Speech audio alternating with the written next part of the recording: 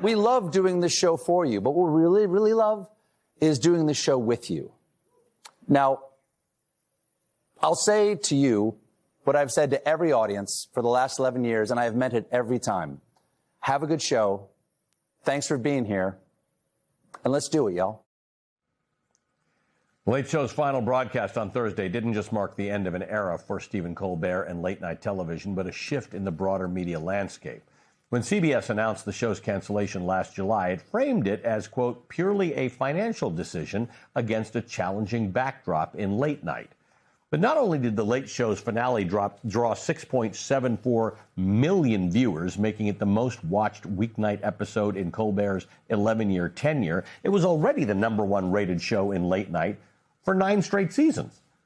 The announcement of the show's cancellation came just days after Colbert, while on the air, called out CBS's parent company, Paramount Global, for paying out a $16 million settlement with Donald Trump, who alleged a 60 Minutes interview with Kamala Harris was deceptively edited.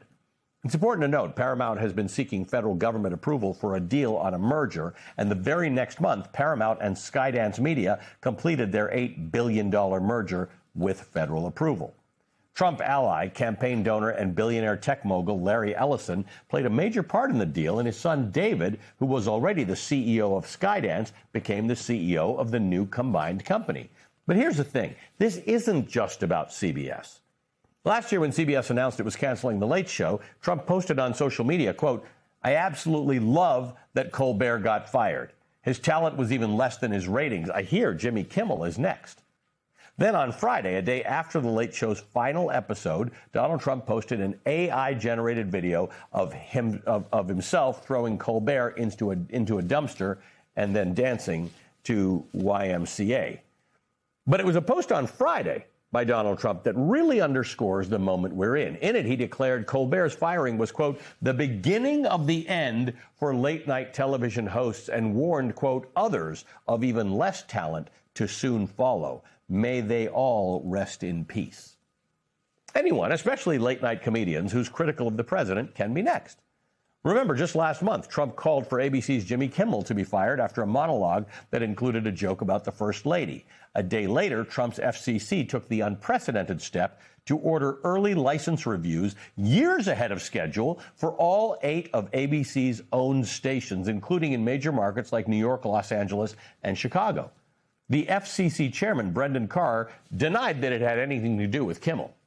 All right, I'm joined now by the comedian and political satirist Liz Winstead. She's the co-creator and former head writer of The Daily Show and the co-host of the podcast Feminist Buzzkills. Liz, thank you for being here because I want to talk about the broader implications of this. There's a lot of time, and it's worthy time, of people celebrating Stephen Colbert and the success of his show, what a big deal it was. But for many of us, it goes well beyond that. Whether you've ever watched Stephen Colbert or liked him or liked Jimmy Kimmel or don't, there's something at play here that should alarm all Americans. Yes, that white men are finally getting a comeuppance. No, that is not it. When people are afraid, and when the powerful are afraid of those who challenge their power, to me, the message is, how did you get your power? It wasn't through intelligence, thoughtfulness, strategy. It was through some other thing that feels very, very weak. And that when that can be so, take somebody to the point of, I must destroy my detractors. Right. That's really the thing that I think is so scary. And, you know, I wrote an article for Rolling Stone when the announcement came out. Right.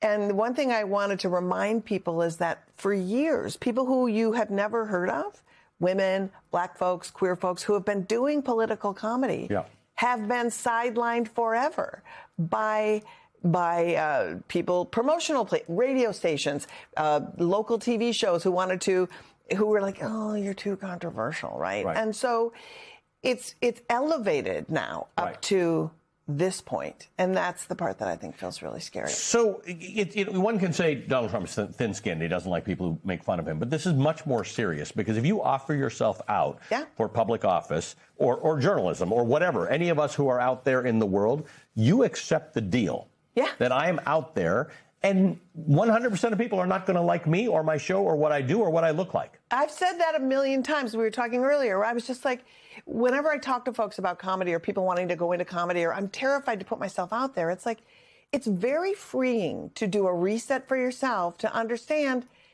not everyone's going to like you. If you actually think that is your goal, you will be disappointed and paralyzed forever. There's people that don't like chocolate or babies. So it's kind of like, that's freeing. Right. Like, you know, and so when it passes your lips, the only guarantee you have for yourself is that you believe it and that you can defend it. And if the naysayers come after you, the only assessment I ever make is, do they have a point on how I present it? If I agree and it's like, okay, my bad.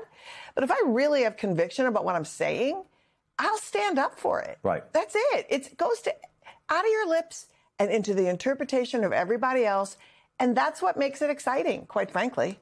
I want to point out an observation that Judy Berman made in Time on Friday. She said, given the political context, it makes sense that so much of the discussion around the Late Show's cancellation has focused on the dire implications for free speech, especially when that speech isn't as lucrative as it used to be. Mainstream platforms for humor that skewer the powerful are disappearing. And with each one we lose, the likelihood that abuses of power will go unnoticed by those who don't actively consume news grows. This is a huge issue because there are people who don't watch us, but they will watch Colbert, they will watch Jon Stewart, they will watch John Oliver, and a number of other people, and they will actually get interpretations of the news, which are very sophisticated in many cases. These guys will write themselves off as comics, but in fact, this is very sophisticated.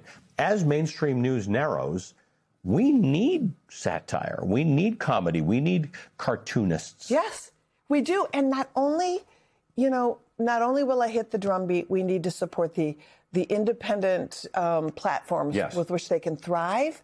We need to support them so much so that they can actually surround themselves with the team that makes them great. And that's the point that I think that no one's hitting a lot, which is with Colbert or John Oliver, Daily Show.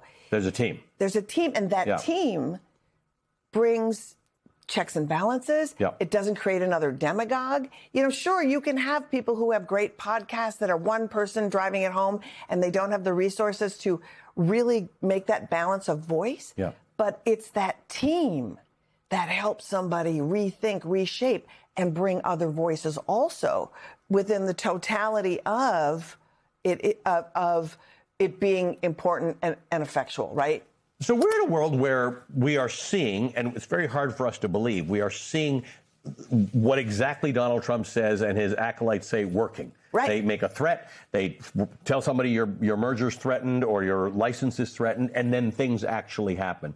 What do viewers do about this? What do content consumers, how do you fight this? I mean, do you cancel your subscriptions to these companies that allow this to happen? What do you do?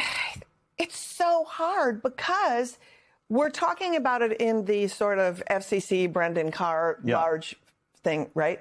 But when you look at our secondary markets that we've relied on, but great, YouTube is doing this, and you're seeing people being shadow banned, people being censored on the secondary places that we have to give the information. So I honestly, Allie, don't know the answer. I do think that the boycott helped when it came to people canceling Paramount. You know, I think that on really... On the Kimmel side, on Disney and ABC, that seemed to have an influence. And I think it did.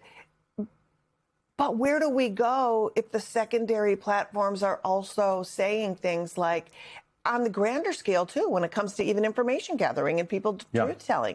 So I think supporting specific shows, you know, I think being very vocal on your platforms. I think that's right. You have to tell people. I always tell people, don't protest without telling anybody what you like. If you're canceling your subscription, make sure they know why you're canceling. That's exactly correct. And I think it's really important also to, as, you know, when John Oliver decided to do his show on HBO, you know, he made a decision, I think, to say, I'm going to be funny. I'm also going to have a point. I'm also going to give you a call to action. And I'm going to do that on a network not called Comedy Central because it gives me license to do all that in a stew. And I also think that as people are moving forward with deciding I want to do political material, I want to do social commentary, adding that aspect to empower your viewer, your fan, your listener is crucial. That's necessary. People want that information. Yeah. To the extent that we can provide it, we shall. Great to see you, Liz, as always. Great to see you. Thanks. Liz Winstead is the co-creator and former head writer of The Daily Show.